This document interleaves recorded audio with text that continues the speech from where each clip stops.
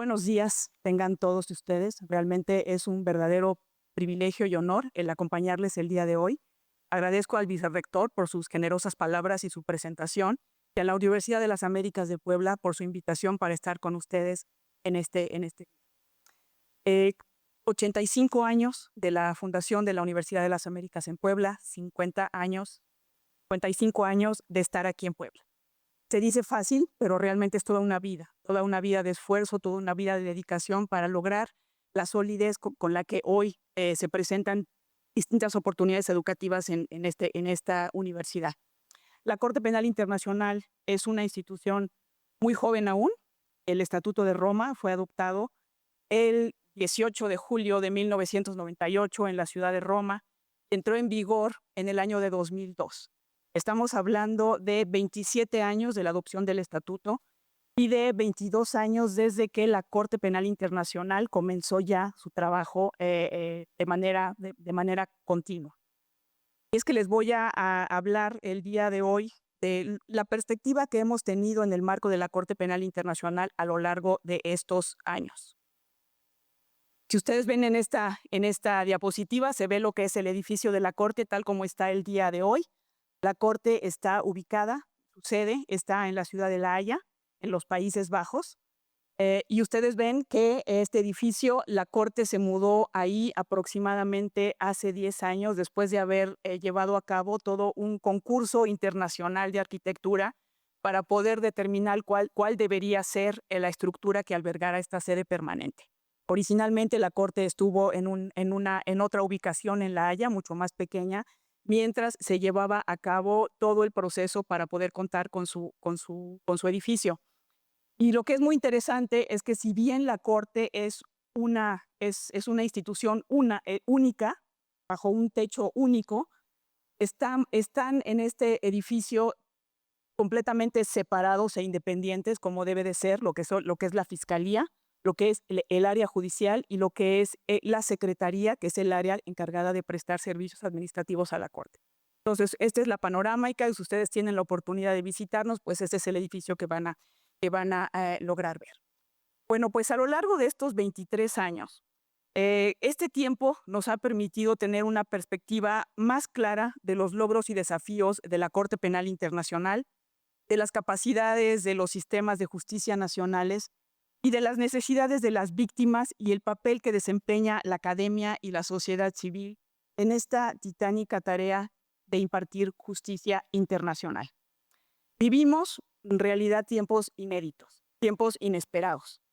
A la llamada crisis del multilateralismo, que seguramente todos ustedes habrán escuchado, se suma la necesidad cada vez más presente de defender el orden internacional basado en reglas que la comunidad internacional construyó con enorme trabajo y desafíos desde el final de la Segunda Guerra Mundial.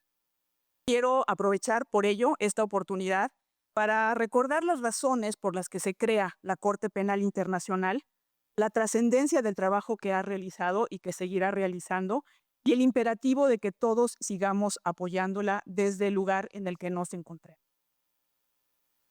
Para ello me voy a referir de manera breve a lo que son los orígenes de la Corte, el trabajo que ha realizado y algunos de los retos que enfrenta.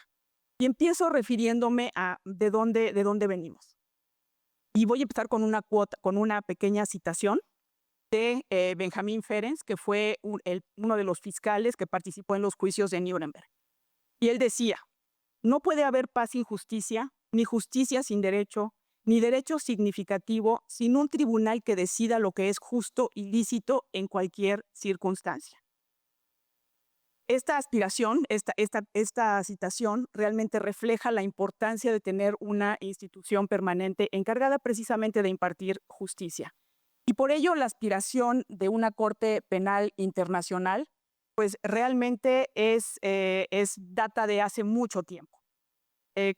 Ya el Tratado de Versalles, que se firma al término de la Primera Guerra Mundial, preveía en su artículo 227 la creación de un tribunal internacional, que por cierto no llegó a materializarse en esos tiempos, y ese tribunal tendría como mandato el enjuiciar al emperador alemán y otros criminales de guerra por lo que se llamó crímenes contra la moral internacional y la santidad de los tratados.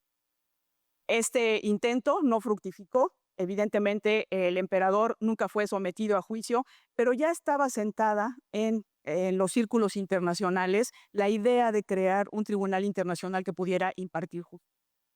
Después, al término de la Segunda Guerra Mundial, ustedes recordarán que las potencias aliadas establecieron lo que fueron los tribunales de Nuremberg y Tokio para juzgar a los criminales de guerra.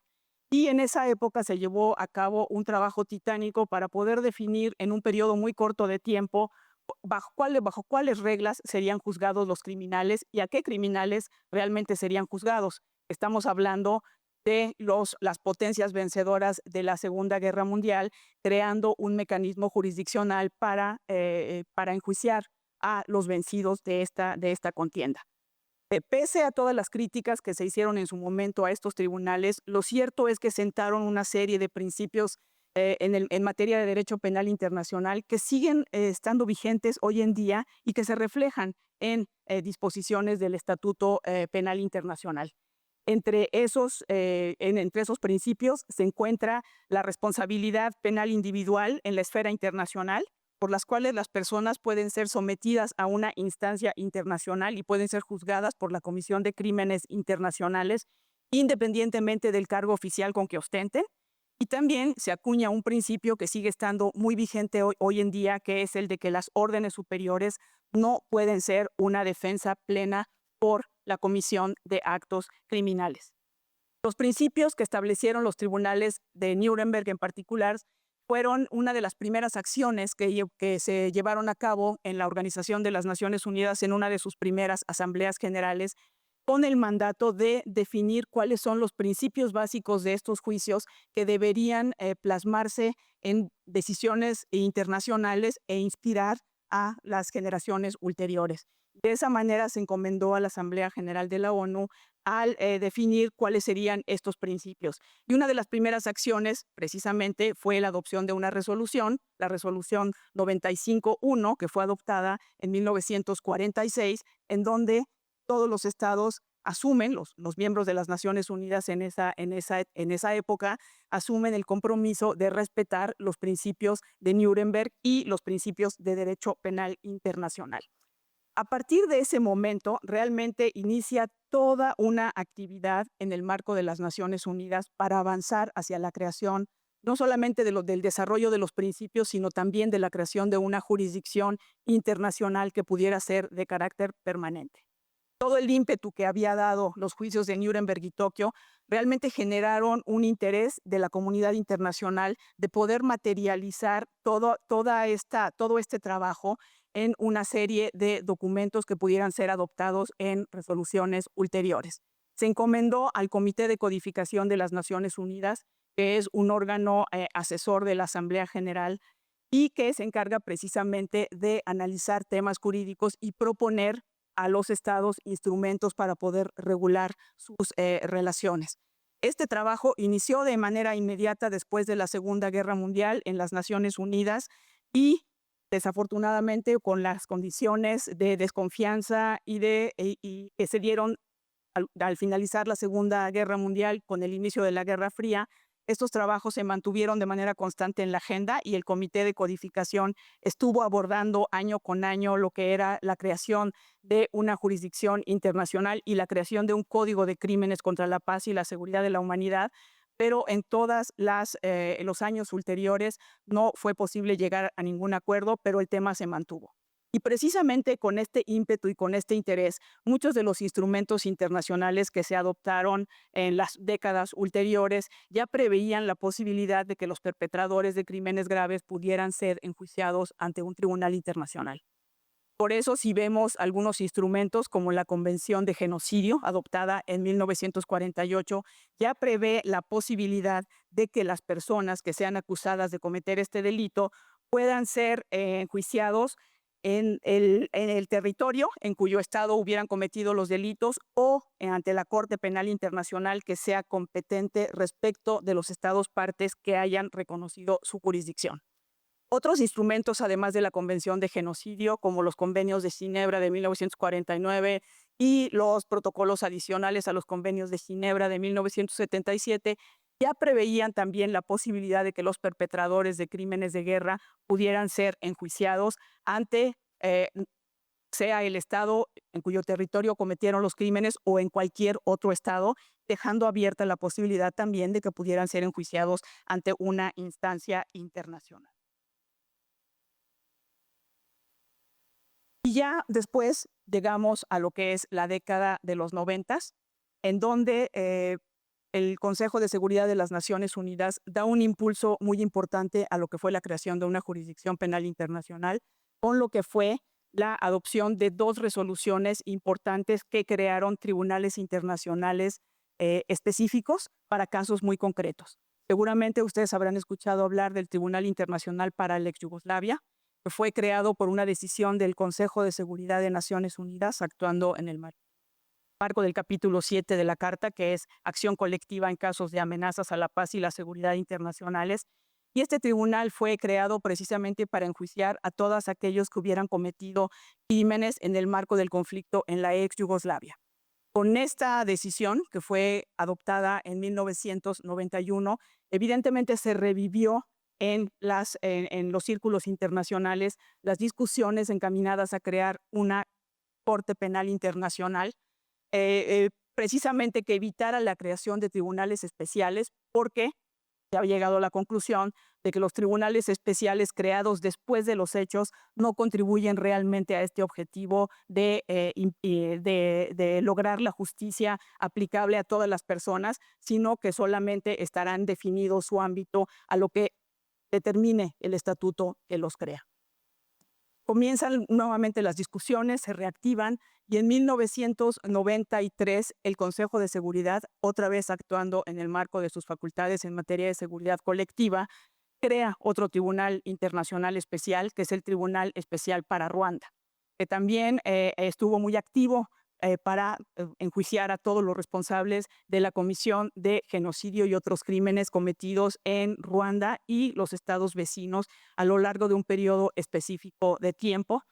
Y una vez que el Consejo de Seguridad había creado ya 2 instancias de tipo especial, pues evidentemente esto fue una llamada de atención a la comunidad internacional para que se reactivaran los trabajos y realmente ya se avanzara a la creación de una Corte Penal Internacional. Entonces, estas discusiones que estuvieron décadas, los 50, los 60, los 70 y los 80, medio congeladas en el marco de la Asamblea General de las Naciones Unidas, realmente se reactivaron después de la creación de estos 2 tribunales especiales, y en un proceso sumamente rápido que va de 1995 a 1998, se llevan a cabo discusiones de manera muy activa que culminan en 1998 con la creación y la adopción del Estatuto de Roma. Se imaginarán que negociar un instrumento internacional de las magnitudes del Estatuto de Roma en un periodo tan corto de tiempo, con más de 100 estados involucrados en las mesas de negociación, todos ellos provenientes de diferentes tradiciones jurídicas, pues realmente fue complicado, pero lo que realmente se vio fue una voluntad política que yo creo que hoy se ha perdido, pero que en ese momento fue fundamental para que se lograra materializar en la adopción del estatuto. Que pese a los trabajos realizados, fue un estatuto que no se adoptó por consenso, sino se adoptó por votación, pero una votación mayoritaria. La gran mayoría de los estados que participaron en la Conferencia de Roma votaron a favor de la creación de esta Corte Penal Internacional. Y no solamente eso, sino que también una forma de visibilizar el compromiso de los estados en esa época se reflejó en la entrada en vigor del estatuto de manera rápida. El estatuto preveía que entraría en vigor después del depósito de 50 estados, que pudieran ratificar el Estatuto de Roma. Si bien la adopción del estatuto se dio a cabo en 1998, este entró en vigor en 2002, un tiempo clave si realmente se toma en cuenta que lograr 50 ratificaciones para un instrumento de la magnitud del estatuto también es considerado como un tiempo acelerado y récord, que también es el reflejo de esta voluntad y el compromiso de los estados al crear esta institución. Entonces, yo realmente considero que la creación de la Corte Penal Internacional es uno de los logros más importantes en la esfera jurídica internacional en lo que va del siglo, y eso es lo que motiva la importancia de mantenerla, de preservarla y de apoyarla, porque es claro que esa voluntad que se dio a fines de los años 90 hoy en día está muy diluida, como lo voy a comentar a continuación. Y quiero mencionar otra cita de otro personaje distinguido, que es el juez Richard Goldstone, que fungió como primer fiscal del Tribunal Penal Internacional para la antigua Yugoslavia y señaló, y abro comillas, en más de medio siglo transcurrido desde el comienzo del juicio de los líderes del Eje por crímenes contra la paz, crímenes de guerra y crímenes contra la humanidad, solo un muy reducido número de personas han sido procesadas en tribunales nacionales por los miles de crímenes contra la humanidad y violaciones graves del derecho humanitario. Ni los estados en los que se cometieron los crímenes, ni los estados en los que encontraron refugio los sospechosos de esos delitos, ni terceros estados que podían solicitar la extradición han podido o han querido cumplir con su responsabilidad de poner a los sospechosos a disposición de la justicia para que fueran procesados. Cierro la cita. Es realmente el reflejo de lo que sucedió en los años ulteriores a la creación de los juicios de Nuremberg y Tokio, en donde hubo herramientas, en donde hubo instrumentos internacionales que permitían el enjuiciamiento de perpetradores de crímenes, pero que sin embargo no eran aplicados en el día a día por los estados, que son los que tienen realmente la obligación de sancionar a los criminales. Y después, todavía una cita mucho más mucho más sorprendente es la que realizó el primer alto comisionado de las Naciones Unidas para los Derechos Humanos, el ecuatoriano José Ayala Lazo, quien dijo: juntos debemos liberar al planeta de la oscuridad que supone que una persona tenga más probabilidades de ser juzgada por matar a un ser humano que por matar a 1000. Y creo que esto refleja mucho también la percepción que había en la comunidad internacional de que, si bien existen mecanismos, es muy difícil que se puedan poner en marcha en situaciones concretas. Por lo tanto, la creación de la Corte Penal Internacional es un logro contundente porque refleja y contiene en el estatuto las disposiciones que dice que la Corte Penal Internacional es complementaria de las jurisdicciones penales nacionales, pero actuará en caso de que esas jurisdicciones nacionales no quieran o no puedan cumplir con su responsabilidad de someter a juicio a quienes cometan estos crímenes de trascendencia internacional. Y la Corte lo que busca realmente es crear esta instancia que pueda poner fin a los conflictos y que pueda ayudar a los estados a cumplir con esta labor de llevar a juicio a quienes cometan crímenes graves. Y quiero un poco, ya para no hablar tanto de teoría, quiero realmente hablar un poco de los números, ¿no? Creo que estoy yéndome en reversa en lugar de irme hacia adelante. Quiero hablar un poco de qué es lo que la Corte ha hecho desde su creación en el año de 2002. Y en estos años realmente es mucho lo que se ha logrado. Todos quisiéramos ver más resultados, sin duda, sobre todo en el marco de las noticias que vemos día a día sobre las situaciones que enfrentan numerosos países en el marco de las dificultades y los conflictos en los que enfrentan. Pero realmente creo que tenemos un mecanismo que nos permite ir avanzando en lo que es la erradicación de la impunidad. Crear la institución de cero a partir de 2002 ha sido una tarea también difícil, porque implicaba no solamente el tener el edificio, sede, sino también la contratación del personal, el iniciar las investigaciones, el poder definir a los equipos de investigación, la elección de los jueces, la elección del fiscal, comprar equipos, contratar todos los aspectos administrativos que requiere la realización de esta función.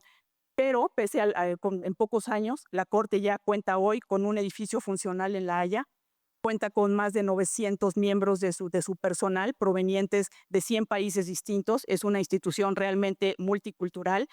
Tiene 6 oficinas en el terreno, en la República Democrática del Congo, en la República Centroafricana, en Côte d'Ivoire, en Uganda, en Mali, que pronto se va a cerrar en Kiev, y además de una oficina de enlace en Nueva York. Y quiero compartir algunos de los aspectos más concretos de la Corte. Primero, el estatuto cuenta hoy con 125 estados partes, de los cuales 28 son de América Latina y el Caribe. Hay investigaciones en curso en 17 países de 4 continentes. Hay investigaciones en África, que han sido los primeros casos que fueron llevados ante la Corte después de la entrada en vigor del estatuto, han tenido relación con países africanos, pero después de eso hay investigaciones también en Asia, están los casos de Myanmar y Bangladesh, y el caso de Filipinas, en Europa, en lo que tiene que ver también con casos llevados por Lituania, en hechos cometidos en Belarus. En América Latina está también la situación en Venezuela, más otras investigaciones que lleva a cabo la Fiscalía y que en la mayoría de los casos en la parte preliminar no son públicas, pero son investigaciones que se llevan a cabo para poder avanzar en los procesos si es que se reúnen los estándares que establece el estatuto. Ha habido a la fecha 33 casos penales que han involucrado a 73 sospechosos. La Corte ha emitido más de 60 órdenes de arresto, de las cuales 23 se han implementado con la cooperación internacional de los estados. Y más adelante me voy a referir a la cooperación internacional, que es una de las razones por las que muchas de las órdenes que ha emitido la Corte no se han podido implementar. 8 órdenes se dejaron sin efectos por muerte de los sospechosos. Son sobre todo en casos de donde hay conflictos armados, y pese a que las órdenes se mantuvieron vigentes, pasó tanto tiempo que muchas veces los acusados estaban todavía activos en conflictos armados, fallecieron y esas órdenes se dejaron sin materia. Hay actualmente un detenido que está esperando traslado a la Corte Penal Internacional. Este detenido fue hace un par de meses que se detuvo en Alemania a un nacional libio, y está esperando la Corte que este libio sea trasladado a La Haya para que pueda iniciar su procedimiento penal. Hay un juicio en curso también actualmente en la República Centroafricana con motivo del conflicto armado interno que se dio en la República Centroafricana en el año 2013. Hay 4 sentencias que se emitieron recientemente, 2 de ellas también en el caso de la República Centroafricana, una de ellas en el marco del conflicto en Sudán. Hay 2 confirmaciones de cargo. Una tiene que ver con el expresidente de Filipinas, Rodrigo Duterte, que está detenido actualmente en La Haya y que se está llevando a cabo el procedimiento de confirmación de cargos. Si los cargos son confirmados, entonces pasará ya a lo que es la etapa de juicio propiamente dicha. Y el otro proceso de confirmación de cargos es algo muy relevante porque está haciéndose el proceso de confirmación en ausencia del acusado. Este acusado es Joseph Kony, que fue acusado de cometer crímenes de guerra y crímenes de lesa humanidad en el marco del conflicto en Uganda, que ha estado en fuga desde hace más de 20 años, y pese a que el estatuto prevé la posibilidad de que los cargos se puedan confirmar en ausencia del acusado, pues el juicio no se puede llevar a cabo sin la presencia del acusado, porque uno de los derechos del acusado es precisamente estar presente durante el juicio. Y sin embargo, el fiscal consideró que era muy importante que un acusado de la talla de Joseph Kony pudiera llevarse a cabo el procedimiento de confirmación de cargos en ausencia. Lo solicitó y hoy en día ya se llevó a cabo la audiencia de confirmación de cargos. La sala responsable está por definir ya la decisión sobre si los cargos se confirman o no, y mientras tanto la orden de captura sigue vigente. Pero la idea de tener un proceso de confirmación de cargos en ausencia, pues también refleja la importancia de no olvidar, por el simple hecho de que las órdenes de captura no se implementen, no olvidar que una persona es responsable de haber cometido crímenes sumamente graves, y decir que mientras la Corte esté esperando a esta persona, seguirá buscándolo por cualquier lugar del mundo para que pueda ser sometido a la justicia. Entonces, como ven, hay una corte que tiene muchos casos, más aparte hay otros en etapa de cuestiones preliminares, en donde está por definirse si se autoriza al fiscal a llevar a cabo investigaciones, si se emiten otras órdenes de arresto y, por supuesto, si se puede lograr con la cooperación de los estados la captura de estas personas para someterlas a juicio.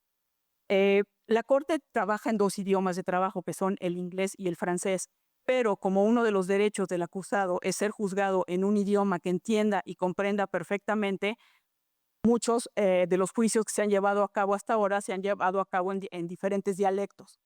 Se han utilizado aproximadamente 20 lenguas en el marco de procedimientos ante la Corte, que incluyen el suajili, el sango, el fungo, en fin, son una serie de lenguas que han requerido también mucho esfuerzo de parte de la Corte de preparar traductores, certificarlos y asegurarse que efectivamente puedan asegurar al acusado su derecho a ser juzgado en su idioma. Entonces, como se darán cuenta, llevar a cabo los procedimientos en inglés o francés, pero aparte traducirlos en otros idiomas que hablan los acusados, implica también un enorme trabajo de preparación por parte de la Secretaría, que implica pues desde ubicar.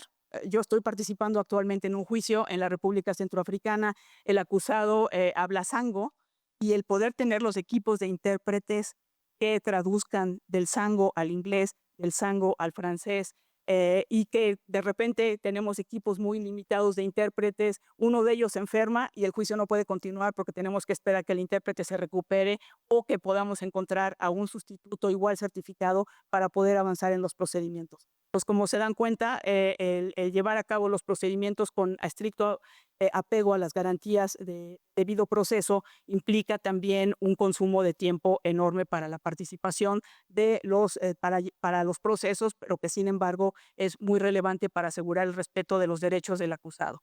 En estos años, 23 años, se han dictado 14 condenas, se han dictado 4 sentencias absolutorias. Y una parte muy importante también es la participación de las víctimas en los procedimientos ante la Corte Penal Internacional. Hasta antes de la Corte, las víctimas, la mayoría de los sistemas jurídicos, con algunas excepciones, son coadyuvantes de los ministerios públicos, de los fiscales, pero no tienen el derecho de participar directamente en los procedimientos.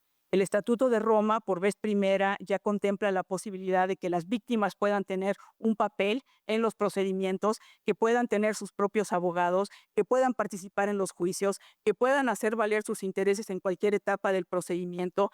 Y esto ha sido realmente un avance, que también es un reto para la Corte, porque las víctimas, además de la participación en los procedimientos, también tienen el derecho a recibir reparaciones. Las reparaciones, una vez que se emita una condena y que esa condena sea ratificada por la Sala de Apelaciones, en ese momento ya se abre el derecho de las víctimas a recibir reparaciones. En estos 23 años, más de 21,000 víctimas han participado en los procedimientos ante la Corte en sus diferentes fases, y para poder pagar o para poder asumir estas reparaciones, porque por lo general los acusados ante la Corte Penal Internacional son indigentes, la Corte les tiene que nombrar un abogado y por lo general no tienen un solo centavo o indican que no tienen recursos para poder asumir la responsabilidad en materia de reparaciones. La Corte creó un mecanismo en particular, que es el Fondo Fiduciario para las Víctimas, que hoy es plenamente funcional y constituye uno de los pilares de la justicia restaurativa del Estatuto, que mucho ha contribuido a la realización del derecho a la reparación de las víctimas de los crímenes bajo la jurisdicción de la Corte. Actualmente, en estos años, aproximadamente 5,500 víctimas han recibido ya reparaciones como resultado de órdenes dictadas por los jueces. Están en las dos últimas decisiones dictadas recientemente por la Corte, una en el caso Ongwen, que es también un condenado por crímenes de guerra y crímenes de lesa humanidad en Uganda. Hay aproximadamente 50,000 víctimas que están en proceso de identificación y que tendrían derecho a reparaciones. Y en el caso Taganda, que es un crímenes que se cometieron en la República Democrática del Congo, también hay un proceso de identificación para que estas víctimas puedan recibir sus reparaciones. Pero como ven, la participación de víctimas es un pilar importante, ha sido muy activo y el Fondo Fiduciario para Víctimas es plenamente funcional y está entregando reparaciones de manera concreta. Ha atendido, pese a que no todas las víctimas que participan en los procedimientos tienen derecho a reparaciones, porque las reparaciones están directamente vinculadas a la responsabilidad penal del acusado, del condenado. El Fondo Fiduciario ha atendido aproximadamente a 450,000 víctimas en estos años, de las cuales 5,500 han recibido reparaciones y el resto ha recibido asistencia, que si bien no son reparaciones propiamente dichas, sí es atención médica, psicológica o bien cualquier tipo de atención que puedan requerir las víctimas, porque la mayoría de ellas han venido de procesos de conflictos armados que les dejan cicatrices y traumas que se manifiestan en todos los aspectos de su vida. Entonces, creo que un mandato importante de la Corte y un mandato que muchas víctimas aprecian es precisamente el trabajo que se hace en materia de atención. Y un aspecto más importante también tiene que ver con la jurisprudencia de la Corte. La jurisprudencia de la Corte que ha permitido a que muchas jurisdicciones nacionales puedan apoyarse en las decisiones de la Corte para poder llevar a cabo procesos nacionales.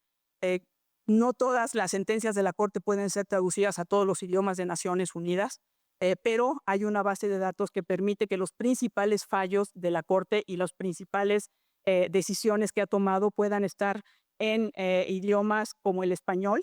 Yo sí les invitaría a que revisaran la página de la Corte, a que vieran los fallos de la Corte en español y que vieran de qué manera puede ayudar a la consideración de situaciones que se ven en las jurisdicciones nacionales. Es muy interesante, pero el hecho de que la Corte, con su carácter complementario, ha permitido que muchas jurisdicciones nacionales interesadas en enjuiciar a criminales realmente utilicen las bases de datos jurisprudenciales, y no solamente eso, sino que a los propios jueces de la Corte que están llevando a cabo casos, al emitir sus decisiones, puedan también revisar y ver decisiones que se han emitido a nivel nacional en casos de crímenes de guerra, crímenes de lesa humanidad, y ver de qué manera se pueden complementar situaciones similares. En Europa, por ejemplo, que es donde la Corte está ubicada, hay un diálogo judicial entre los jueces de los distintos países y jueces de la Corte Penal Internacional, y es muy alentador ver cómo las jurisdicciones de diferentes países comienzan a enjuiciar criminales de guerra que de repente aparecen por sus países porque están interesados también en tomar sus vacaciones y son detenidos de esa manera en Francia, en Alemania, en Inglaterra, en Bélgica. Podemos encontrar que hay muchas personas que han sido detenidas y que están siendo sometidas a procesos ante tribunales de esos países por la comisión de crímenes de guerra, y esto se ha dado mucho en el caso de criminales sirios que han estado en Europa y que han sido detenidos. Entonces, es muy interesante cómo el trabajo de la Corte ha también ayudado a que jurisdicciones de otros países se interesen y puedan ejercer su jurisdicción cuando los criminales están pasando por su territorio. Y en el caso de América Latina, hay dos países en particular de la región que se han mostrado muy activos en lo que tiene que ver con sus contactos con tribunales internacionales para compartir sus experiencias, para poder conocer de las experiencias de la Corte en el enjuiciamiento de crímenes de lesa humanidad, y estos son Argentina y Colombia, por mencionar algunos.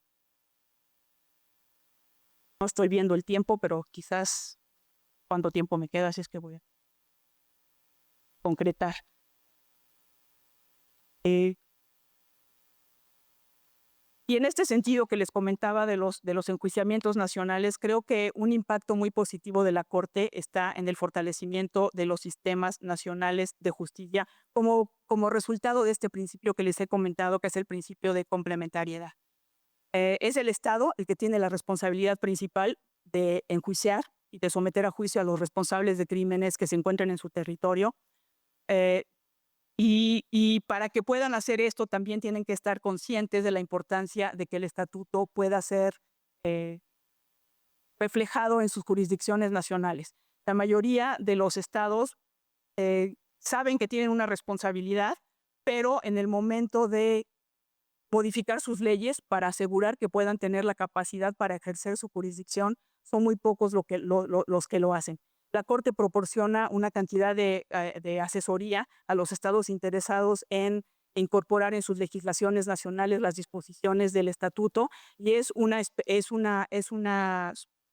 oferta abierta para que aquellos estados que estén interesados puedan realmente revisar sus jurisdicciones y reflejar bien las disposiciones del estatuto. México es un estado parte del estatuto, pero a la fecha no ha incorporado en su legislación nacional las disposiciones en materia de penalización de crímenes.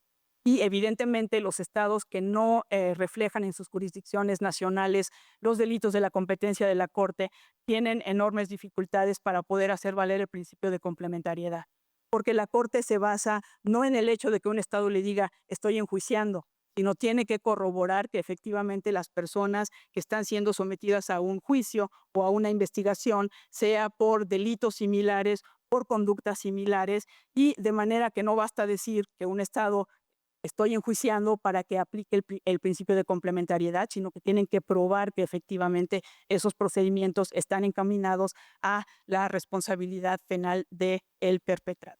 Y esto no siempre se da, y las decisiones de la Corte han venido a confirmar que la falta de reflejo en las jurisdicciones nacionales es un factor que inhibe la posibilidad de que los estados realmente puedan someter a las personas a juicio. Por lo tanto, los estados que ratifican el estatuto deberían tener el incentivo para aprovechar esta cooperación y poder reflejar en sus jurisdicciones nacionales las definiciones de los crímenes, que no son tan sencillas, que no están reflejadas prácticamente en muy pocos de los códigos criminales de los países de América Latina, por ejemplo, y de esa manera la posibilidad de enjuiciar a las personas se hace mucho más. Y a final de cuentas, pues la Corte no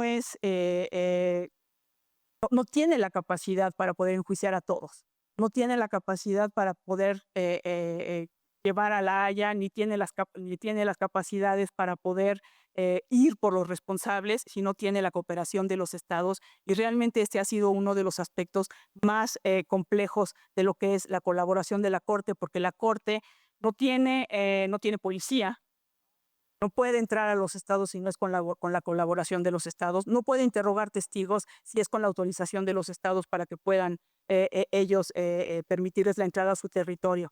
Por lo tanto, sin cooperación, la posibilidad de que el estado de que la Corte pueda cumplir con sus objetivos se ve sumamente limitada. Y en la actualidad, donde tenemos realmente estamos viviendo una etapa de mucha incertidumbre en lo que es el mantenimiento del sistema basado en reglas, pues evidentemente comienza a haber muchos casos en donde estados no están satisfechos por el hecho de que pues la Corte está llevando a cabo sus trabajos sobre la base del estatuto y, sin embargo, critican a la Corte bajo principios, bajo una serie de argumentos que son políticos que muchas veces no tienen realidad. Así es que pues he hablado ya mucho de lo que la Corte ha venido haciendo en temas de enjuiciamientos, en temas de participación de víctimas, en temas de lo que es el trabajo con jurisdicciones nacionales para apoyarles en la revisión de sus jurisdicciones internas, en la capacitación de jueces. En fin, hay una serie de programas que la Corte ofrece y he hablado ya mucho de lo que ha hecho en el terreno. Pero también quiero hablar ahora, en el tiempo que me queda, de los obstáculos que la Corte enfrenta. La verdad es que la comunidad, como lo mencioné, vivió un periodo único después del fin de la Guerra Fría, que fue lo que permitió realmente conjuntar los esfuerzos internacionales para crear nuevas instituciones, entre ellas la Corte Penal Internacional. A ese periodo, que fue realmente de muchas expectativas y de muchas esperanzas de parte de los estados, pues ha seguido otro en donde la voluntad política de los estados se va desvaneciendo para cuestionar y a veces alejarse de las obligaciones internacionales que soberanamente asumieron. Hoy estamos frente a un periodo desafiante en el que es imperativo mantener y fortalecer el orden basado en reglas y la arquitectura internacional que la comunidad internacional construyó con un espíritu civilizatorio desde el final de la Segunda Guerra Mundial citando el preámbulo de las Naciones Unidas, de la Carta de las Naciones Unidas, para preservar a las generaciones venideras del flagelo de la guerra, que 2 veces durante la vida ha infligido a la humanidad sufrimientos indecibles. Y estoy hablando de una cita de la Carta de Naciones Unidas adoptada en 1945. Evidentemente, el sufrimiento de los pueblos se ha mantenido, no se ha disminuido. La Corte, por su mandato, ha logrado llamar la atención internacional sobre las situaciones de las que está conociendo. Si bien el derecho internacional es imperfecto, sus órdenes, mínimamente las órdenes que ha emitido la Corte, mínimamente han creado un efecto de contención en la comisión o en la continuación de la comisión de atrocidades. Al mismo tiempo, debo decir que al cumplir este mandato que le otorga el estatuto, la Corte ha sufrido ataques políticos y reveses judiciales. Se desatan campañas de información inadecuada sobre sus actividades, desinformación en realidad. Se le atribuyen motivaciones falsas, se emiten órdenes de arresto en contra de sus funcionarios e incluso se les aplican sanciones. Y a esto se suman las limitaciones financieras y la falta de cooperación de algunos estados partes. Por ejemplo, tuvimos recientemente un caso que fue muy mediático porque uno de los sospechosos que estaban siendo buscados por la Corte Penal Internacional estaba en Italia para ver un partido de fútbol de su equipo de fútbol favorito. Entonces, la Corte logró ubicar, porque una vez que la Corte emite una orden de arresto, hay un programa de seguimiento para tratar de identificar en qué momento se debe solicitar la cooperación de los estados para que puedan detener a los sospechosos. En este caso, la Corte ubicó a este sospechoso y envió una solicitud de cooperación internacional a varios países en donde se creía que pudiera estar el acusado. Finalmente fue detenido en Italia. Y una vez pensando que una vez detenido en Italia iba a ser enviado a la Corte Penal Internacional, pues Italia decidió liberarlo. Y este sospechoso regresó a Libia. A partir de ahí, pues inició todo un proceso de qué manera uno de los países que tiene una obligación de cooperar, pues no entrega al sospechoso y no solamente no lo entrega, sino que lo deja salir. Este es un ejemplo de las enormes dificultades que muchas veces tiene la Corte para poder obtener la detención de las personas que busca y por eso tenemos tantas órdenes de arresto que todavía están en espera de ser ejecutadas y por eso también la decisión de la Corte de llevar a cabo procedimientos de confirmación de cargos en ausencia para precisamente motivar a los estados a que ayuden y a que contribuyan a la búsqueda, a la identificación, a la detención y al traslado de estas personas a la sede de la Corte. Pero bueno,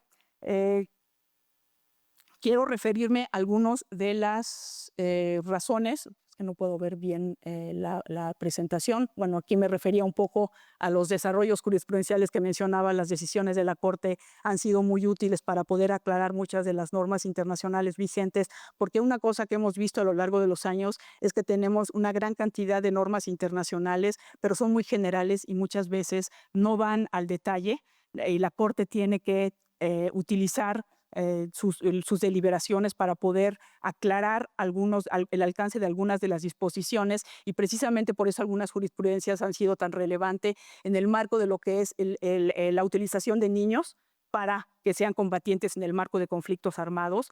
Todo lo que tiene que ver con el matrimonio forzado y embarazo forzado, que fue uno de los aspectos muy relevantes en el marco del caso Onwen, que además fue un caso sumamente significativo porque Dominic Onwen fue un niño que fue secuestrado para ser utilizado en el marco de un conflicto armado. Estuvo por muchos años detenido, siendo parte del Ejército de Liberación del Señor, y cuando él se convirtió en comandante, volvió a incurrir exactamente en las mismas conductas y incurrió en los crímenes de embarazo forzado y matrimonio forzado. Entonces, todo eso genera un montón de dinámicas en cuanto a qué sucede con los niños que son productos de esos embarazos, cómo se llevan a cabo las reparaciones. y las jurisprudencias de la Corte en estas áreas han sido sumamente útiles porque son de las primeras que se ubican de este tipo de delitos.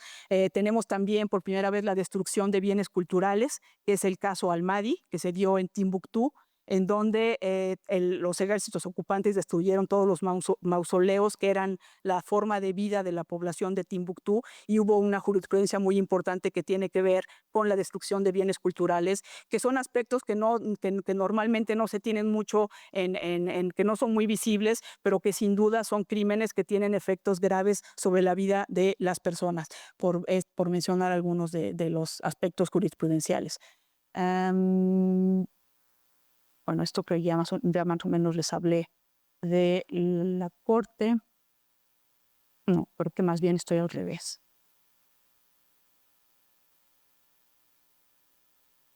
Bueno, lo que yo voy a hablar un poco ahora es de algunas de las críticas que se hacen a la Corte y que se utilizan en el marco de estos ambientes tan polarizados para tratar de atacarla. Y lo que más escuchamos siempre es el tema de la percepción de selectividad de casos. Y esto fue una discusión que se dio muchísimo en los años siguientes al establecimiento ya de la Corte, al principio de los años 2000, cuando se decía que la Corte únicamente se había creado para juzgar crímenes en África, que era una Corte que únicamente penalizaba a los países africanos. Y realmente, si bien es cierto que muchas de las situaciones que la Corte conoció, sobre todo en los años iniciales, tenían que ver con países africanos, con Uganda, con la República Democrática del Congo, con Kenia, con Burundi, lo cierto es que muchos de esos casos fueron llevados precisamente por esos países. Los casos ante la Corte se pueden llevar de 3 maneras distintas, todas las cuales han sido utilizadas a lo largo de estos 20 años. Uno de ellos es cuando el Estado parte presenta ante la Fiscalía una solicitud para que la Corte investigue crímenes que han sido cometidos en ese Estado. Este fue el caso de Uganda, por ejemplo. Pero el pequeño detalle es que la Corte, cuando investiga una situación, investiga todo. Investiga a todo y a todos. Entonces no hay posibilidad de que uno diga, presento una denuncia penal en contra de Pedro Pérez, ¿no? Sino presenta una solicitud de investigación sobre una situación, y en esa situación la Fiscalía va a determinar quiénes son las personas que pudieran resultar responsables. Entonces los primeros casos ante la Corte fueron realmente resultado de las remisiones hechas por los propios estados partes del estatuto. Y si bien es cierto, como mencionaba, que muchos casos fueron africanos, pues hoy en día podemos ver, como mencioné, que tenemos casos de África, de Asia, de América Latina, de Europa, y hay otras investigaciones en curso. Por lo tanto, esta idea de selectividad se ha venido cayendo con la realidad de lo que son las investigaciones de la Corte.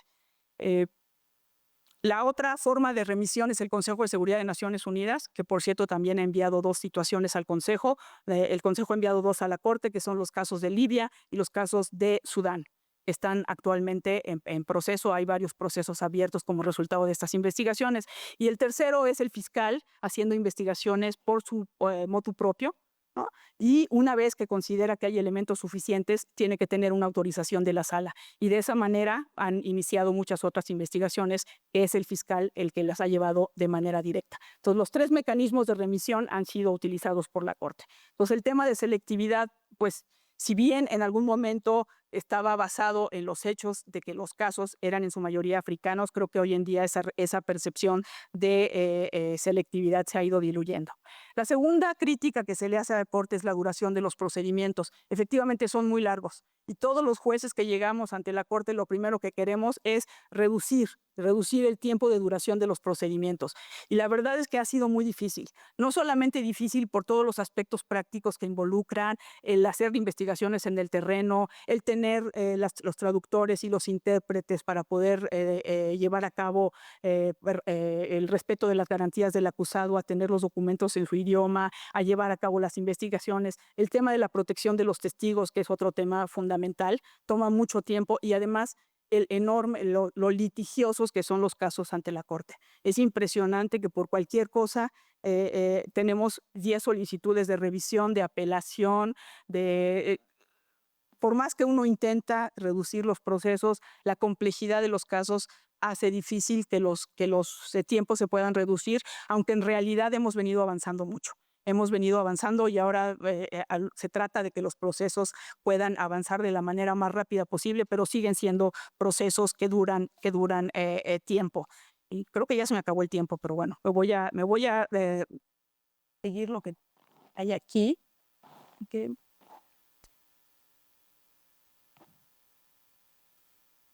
Bueno, básicamente lo que también quisiera mencionar es, dentro de las amenazas que están a la Corte también se encuentran el retiro o amenazas de retiro del estatuto. Creo que hemos visto, sobre todo en los primeros años, hubo mucha crítica porque la Corte, cada vez que un Estado no cumplía con una solicitud de cooperación, la Corte emitía una decisión declarando que había habido un no cumplimiento por parte de un Estado parte y remitía el caso a la Asamblea de los Estados partes. Algunos estados se molestaban mucho, ¿no? Y en algún momento amenazaron con retirarse del estatuto. Algunos se retiraron, otros no se retiraron. Sudáfrica, por ejemplo, amenazó con retirarse, finalmente no se retiró. Sin embargo, Burundi amenazó con retirarse y se retiró. Y recientemente Filipinas amenazó con retirarse y se retiró. Y hay actualmente algunas otras amenazas de retiro por parte de algunos estados. Pero todas estas situaciones, yo creo que más que atacar el trabajo de la Corte, está realmente basado en la aplicación del estatuto. No hay nada nuevo. Si no está en el estatuto, los jueces no inventan. Realmente aplican lo que está en el estatuto, que es el tratado que todos los estados adoptaron y ratificaron conforme a sus procedimientos nacionales.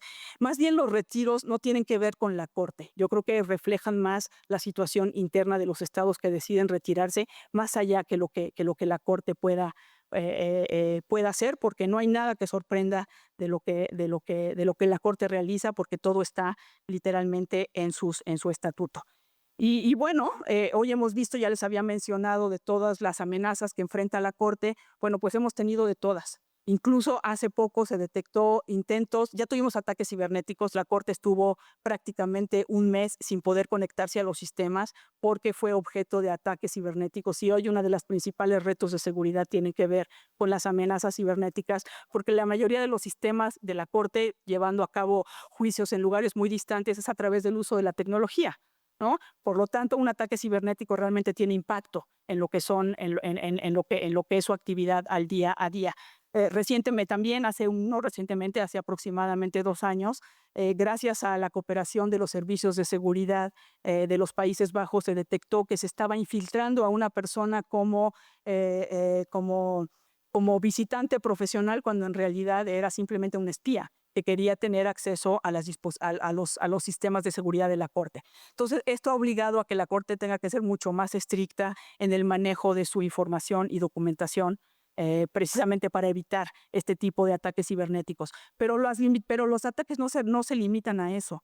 También hay jueces que han sido sancionados. Hay jueces que enfrentan órdenes de aprehensión por el hecho de haber emitido órdenes de aprehensión en la Corte, como es el caso de las órdenes de aprehensión dictadas en contra del presidente Putin, que ha llevado a varios de los jueces que participaron en la emisión de esas órdenes a estar sancionados. Otros, ustedes recordarán ahora, el presidente Trump ha decretado sanciones en contra de otros jueces de la Corte Penal Internacional, el fiscal adjuntos. 8 jueces están sancionados. Lo que sin duda refleja es un reflejo de este entorno internacional tan incierto.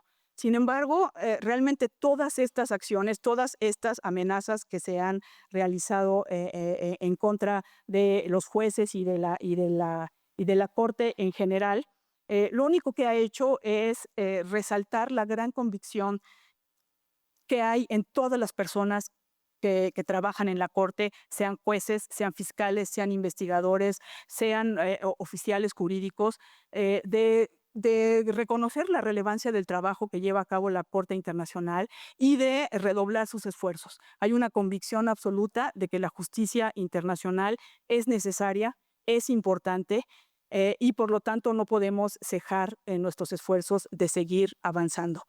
Es verdaderamente un motivo de orgullo para mí el ser parte de la Corte Penal Internacional y de ver la convicción y el compromiso de esta institución para cumplir con su mandato. Y por lo mismo también me gustaría ver más mexicanos y mexicanas sumándose en esta institución. Yo creo que en la medida en que haya más mexicanos y mexicanas en la Corte, vamos a poder no solamente reflejar las tradiciones de nuestro país, sino también hacer una contribución a lo que es el objetivo de erradicar la impunidad y también llevar esta agenda a México, que por lo general no es tan conocida. Constantemente veo a jóvenes que participan en los concursos de simulación judicial. La Corte hace un concurso de simulación judicial en los distintos idiomas oficiales de Naciones Unidas. Hay uno de ellos en español. Participan muchas universidades mexicanas.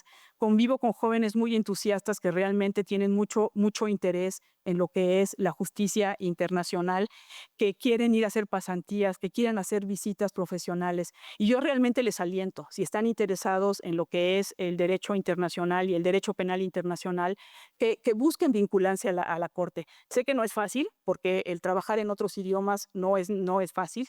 De hecho, es un privilegio para mí el poder dirigirme a ustedes en español, ¿no? Después de siempre estar trabajando en los idiomas oficiales de la Corte, pero realmente es un gusto ver jóvenes interesados y yo les aliento a que busquen nuevas oportunidades. No son fáciles, no las hay muchas, pero las hay. Hay incluso pasantías que pueden ser becadas por parte de otras instituciones, como por ejemplo la Comisión Europea.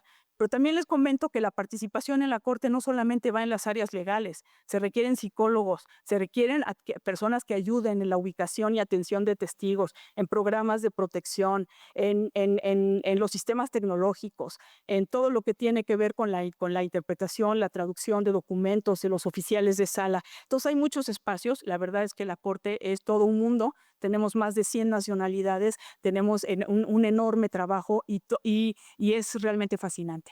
Así es que yo solamente les invito a que se interesen, a que sigan participando y espero verlos en los próximos concursos de simulación judicial en el marco de la Semana Iberoamericana, porque también se promueve el español en la Corte. Espero no haberlos aburrido mucho con todo este panorama tan amplio y espero que tengamos una posibilidad de poder responder a sus preguntas. Muchas gracias.